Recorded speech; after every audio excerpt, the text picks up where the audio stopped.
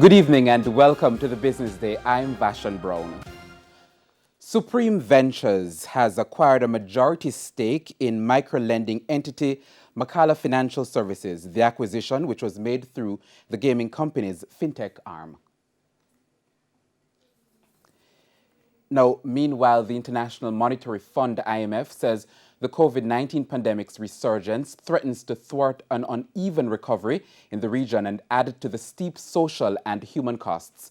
It said ahead of the surge, economies in Latin America and the Caribbean managed to bounce back from COVID-19's initial economic devastation. However, with the surge, the IMF now says the reintroduction of stricter measures to contain the virus, as well as spillovers in the global economy, will slow growth from previous forecasts. Initially, the IMF projected growth in the Caribbean to reach 4% this year, but that has been downgraded to 2.4% because the resumption of the travel and the tourism sectors have been much slower than anticipated. Currency trading ended today with the US dollar selling for $150.29. The Canadian dollar is costing $117.84.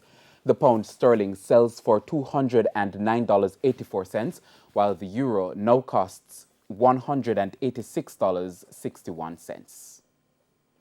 Investors taking profits on Wigton dominate a slump in the JC index, influencing a 5,742 points dip, while gains in Dermont trading helped lift the junior market by 6 points.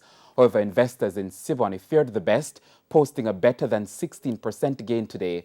Others showing appreciable gains include Lumber Depot, Trans-Jamaican Highway, Fontana and Dermont. On the other hand, CAC 2000 9.5% shares lost the most, going down 15%.